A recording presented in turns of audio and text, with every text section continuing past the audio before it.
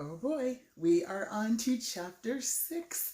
What happened to Jane? I know, Elsie, you're loving the name Jane. Elsie Jane Donut.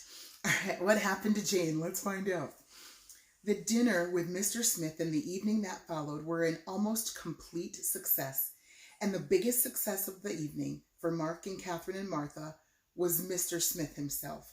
The 4 children generally divided all grown-ups into 4 classes.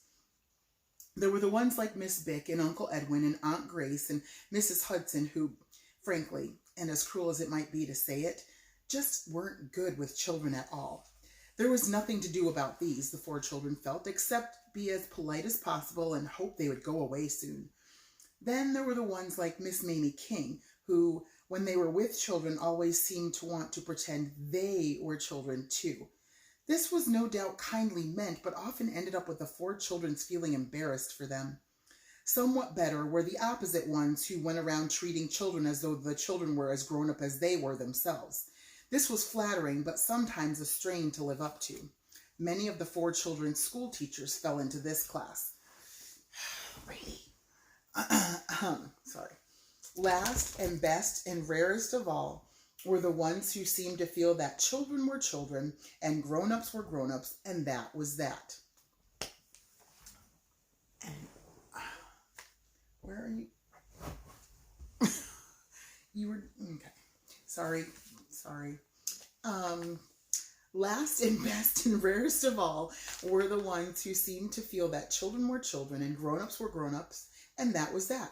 And yet at the same time, there wasn't any reason why they couldn't get along perfectly well and naturally together, and even occasionally communicate without changing that fact.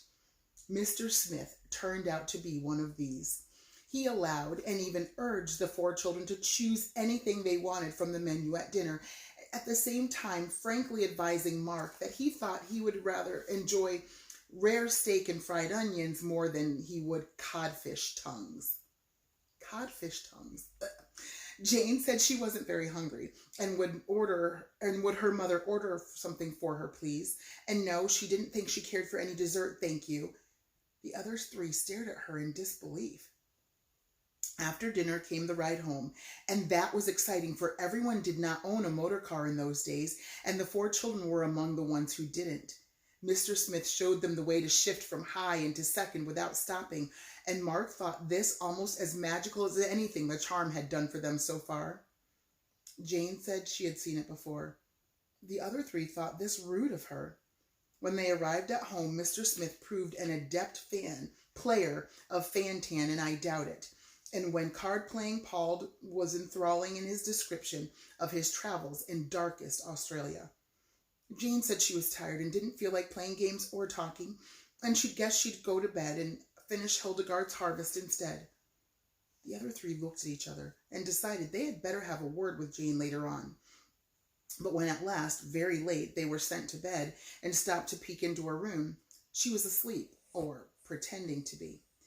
And the next morning they didn't get a chance to ask her what had been the matter, because the next morning was Saturday, and Saturday mornings in that house were always a thing of frenzy.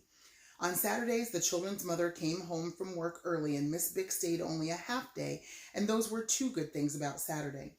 But on Saturdays, Miss Bick always seemed bent on cramming a whole day's fussing and nagging into one morning, and today the 4 children were kept so busy polishing silver and cleaning out bureau drawers and dusting and doing errands that they scarcely had time to exchange a word if 2 of them met by chance in the hall. So it wasn't until along toward lunchtime that 1 or 2 and finally 3 and 4 were able to gather together in Catherine and Martha's room and examine the outlook of the day. The outlook of the day naturally hinged on the charm and what they were going to do with it next. "There's one thing bothers me," Martha was saying to Catherine as Mark and then Jane joined them. "When I was only half there, where did the other half of me go?"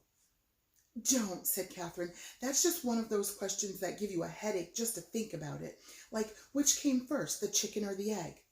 "All the same," said Mark, sitting down next to them. "It might be fun to find out." "You mean wish ourselves there?" Catherine's eyes were round. "Wherever it is?" "I don't want to," said Martha. "It might be just nowhere at all. We might be just nothingness." If we were, we wouldn't know it, Mark pointed out. But that's worse. Then we'd never get back at all, Martha cried, getting excited. I don't want to be... Okay, sorry, lady, again. I don't want to not know it. I don't want to be just nothingness. If we wish that, I won't come. Well, you won't have to because we aren't going to, said Jane, speaking for the first time. She walked over to the secret place and took out the charm. It's my turn next, and I don't feel like wishing. I may not make a wish for years and years, if ever. And putting the charm in her pocket, she started for the door. What's the matter with you? Said Mark, getting up to follow. Oh, nothing at all, said Jane, turning on him. Not a thing. Everything's just wonderful. Everything's just fine and dandy. Everything's just hunky-dory. Well, isn't it? Asked Catherine. Everything's just spoiled, that's all, Jane cried. Everything's just utterly and completely ruined, all because some people have to tell everything they know. And she glared at Martha. What did I do? Said Martha. As if you didn't know, said Jane. Here I thought we were going to have a wonderful, exciting, secret summer full of thrilling adventures, and you had to go and tell the whole thing to the first old stranger that came along. You mean Mr. Smith? Said Martha, surprised. He's not a stranger anymore. He's a friend. Oh, he is he? Said Jane. That makes it all just lovely, doesn't it? And now I suppose we'll have grown-ups butting in and telling us what to wish all the time, and like as not wanting to borrow the charm and wasting its substance on their own devices and desires. And it's just all utterly and completely ruined. And she went down the hall and into her own room and shut the door. The others stared after her, amazed. Doesn't she like Mr. Smith? Asked Martha. No, said Mark, I don't think she does. In her room, Jane sat on the bed and gave way to gloom. She felt awful inside, the way you always do when you've been perfectly hateful to those you love best, and she didn't even know why she had done it. She didn't know why the mere thought of Mr. Smith upset her so, or if she did know the reason, she didn't want to admit it even to herself. But the thing was that Jane was the only one of the 4 children who really remembered their father. Martha was only a baby when their father died, and Catherine and even Mark were still very young, too young for them to recall very much about him now. But Jane remembered him clearly and with a great deal of love, and for that reason she couldn't bear the thought of Mr. Smith's coming into their lives and getting to know them better and better, and finally growing to be just like one of the family, and even trying to take the place of a father to them, which was what she was perfectly sure Mr. Smith hoped to do. So now she sat in her room and thought and felt thoroughly miserable.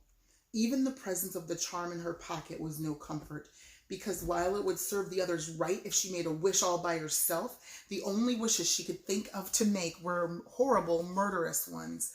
And she was old enough and nice enough to know that wishing herself invisible and going and pulling Mr. Smith's beard or writing him a threatening letter with a pen dipped in blood wouldn't really be a bit of help or make her feel a bit better.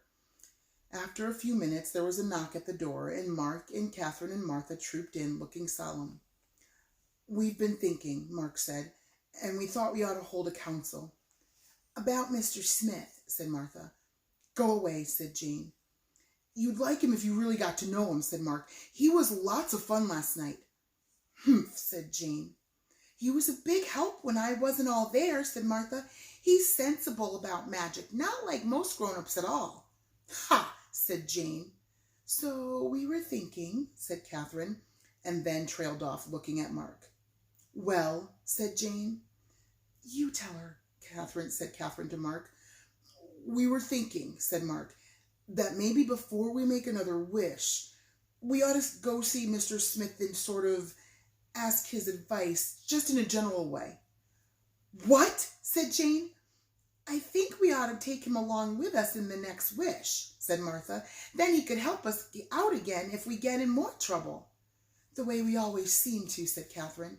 Then you could really get to know him, said Mark. And everything would be all right again, said Martha. Jane was looking at them as if she couldn't believe her ears. Has everyone in this family gone utterly and completely insane? She cried. Don't you know why he's so interested in us and nice about things? Haven't you seen the way he and Mother keep looking at each other? Do you want some old stepfather moving in here and changing everything? The others looked surprised at this, but not really terribly shocked. I should think he might make kind of an ideal one, said Catherine. It's good for a growing boy having a man around the house, said Mark. I've always wished I had a father, said Martha. Jane began to storm. Do you really think he could ever take father's place, him and his old beard? Don't you know what stepfathers always turn out to be like once the fatal deed is done? Don't you remember Mr. Murdstone?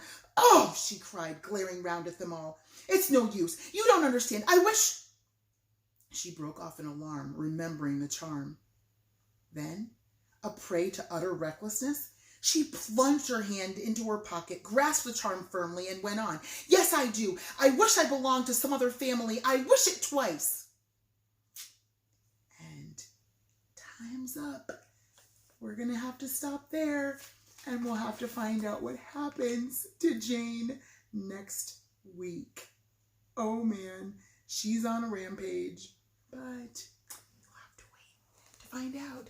Stay tuned. Come back next time. Bye.